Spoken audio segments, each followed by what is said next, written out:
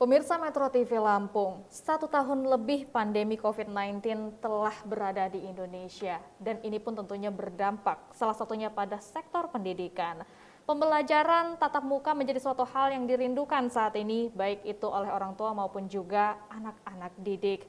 Namun sepertinya saat ini belum mendapatkan titik terangnya. Nah, kali ini kita juga masih membahas hal tersebut bersama dengan Mbak Cici dalam Bedah Tajuk Lampung Pos. Oke Mbak Cici, tadi kita sudah bicara bahwasannya hari ini dan ini merupakan kali pertama untuk tahun ajaran baru yang sebelumnya sempat direncanakan akan adanya tatap muka, namun akhirnya digagalkan dan kembali ditunda. Nah, salah satu pertimbangannya kan adalah situasi zona. Kalau untuk di Lampung sendiri, apakah memang akhirnya tidak ada pembelajaran tatap muka itu sendiri? Iya, kalau sebelumnya, sebelum tahun ajaran baru ini, itu beberapa daerah sudah mulai mencoba. Mereka yang tidak zona merah dan tidak zona oranye, tetapi zona kuning, itu melakukan pembelajaran tatap muka.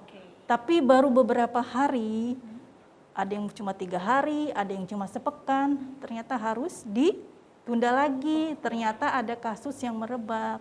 Nah, akhirnya dibuat keputusan untuk tahun ajaran ini, tahun ajaran 2021-2022, semua wilayah, semua kabupaten kota melakukan pembelajaran dengan sistem daring, artinya tidak offline lagi. Baik, berarti ini tandanya tidak lagi melihat situasi zona ya, jadi semuanya sudah diratakan, padahal kan sebenarnya di Lampung sendiri tidak ada zona hijau. Tidak ada zona hijau, Betul. tetapi zona kuning pun tidak diadakan PTM ya, Benar, Mbak? karena di dalam zona kuning itu ada beberapa kecamatan dan desa yang zona merah.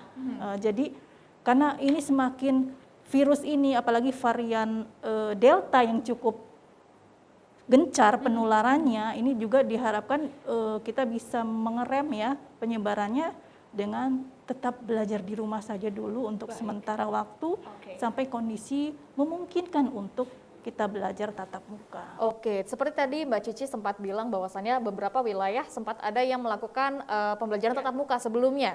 Namun kemudian akhirnya harus ditunda juga. Apakah kemudian dengan adanya penundaan tersebut atau diganti menjadi sistem daring ada efek terhadap kasus COVID-19? Bisa ditahan atau seperti apa begitu Mbak? Ya, karena ini kasusnya sebelum tatap muka tahun ajaran sebelumnya ya, karena fluktuatif, ini kondisinya semua di beberapa kabupaten kota itu terjadi peningkatan kasus. Jadi memang kita juga karena virus ini bermutasinya sangat banyak, kemudian juga kita harus benar-benar mengutamakan protokol kesehatan dan menjaga imunitas ya. Kalau itu tidak atau itu abai, itu lebih cepat terjadi peningkatan kasus, penularannya lebih mudah menyebar. Ini juga yang menjadi target harapan kita untuk menekan supaya berhenti untuk terjadinya peningkatan kasus ini. Baik, ini kan sebenarnya bukan kali pertama kita melakukan sistem daring ya, sudah 1 tahun berselang. Sudah 1 tahun. Dan mungkin lumayan shock culture, baik itu bagi anak-anak maupun juga bagi orang tua di saat pertama kali adanya sistem daring ya kan. Nah, menurut Mbak Cici sendiri seperti apa? Kan Mbak Cici juga termasuk salah satu ibu rumah tangga juga ya, wali murid. Wali murid juga, yang tentunya mendampingi sang anak untuk belajar online. Iya. Pertama kita melihat situasi ya, kalau kondisinya tidak memungkinkan, ya kita harus memilih di antara yang terburuk, pasti kita memilih yang terbaik pastinya. Nah, yang terbaik tidak ada pilihan ya, masih ada pilihan. Karena tidak ada pilihan, yang terbaik adalah kita tetap bisa memberikan pendidikan meski tidak tatap muka, tapi tetap di rumah saja dengan mengandalkan teknologi yang ada. Memang ketersediaan wali murid orang tua itu untuk mendampingi anaknya belajar secara daring. Kalau dibilang lelah, ya lelah. Kalau dibilang kok tidak biasa, memang kondisinya memang tidak biasa saat ini. Tapi ini adalah kenyataan yang harus dihadapi, tidak cuma di Lampung, tidak cuma di Indonesia, tapi seluruh dunia merasakan ini karena ini adalah wabah, ini adalah pandemi virus yang benar-benar melumpuhkan semua sektor dan kita berharap kita bisa bertahan, tetap sehat, tetap mendapatkan ilmu walaupun tidak optimal, tetapi tetap semangat untuk memberikan yang terbaik buat kita dan buat orang lain tentunya. Betul. Dengan belajar di rumah dan sistem daring. Tentunya dibutuhkan adanya kerjasama Betul. ya antara orang tua, bukan hanya ibu saja, tetapi juga kepada ayahnya ya, supaya bisa akhirnya bergantian memberikan hak pendidikan kepada sang anak dengan cara yang terbaik. Nah, salah satunya juga yang menjadi PR negara kita ini adalah pembentukan sumber daya manusianya. Ya, karena tentu ada perbedaan antara pembelajaran tatap muka dan online. Ya. Bagaimana menurut Mbak Cici? Ya, ini memang kita karena perubahan tadi, perubahan habit atau kebiasaan itu tidak langsung frontal, tapi memang butuh proses. Ya. Proses inilah setahun kita sudah mengalaminya. Dari proses ini kita bisa belajar mana yang paling efektif belajar daring, seperti apa formulasinya. Pasti selama setahun itu kita sudah menemukannya ya. Nah, kalau sudah menemukannya ini bisa diterapkan untuk di tahun ini, tahun ajaran selanjutnya. Karena kita tidak tahu sampai kapan COVID ini akan ada, apakah akan ada seterusnya.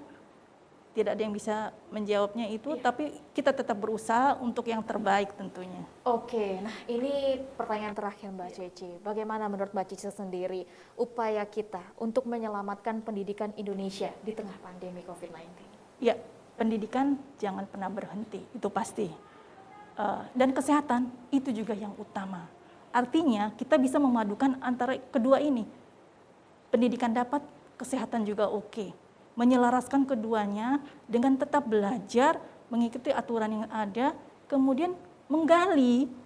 Kalau memang tidak efektif, okelah orang tua bisa menjadi pendidik anaknya di rumah.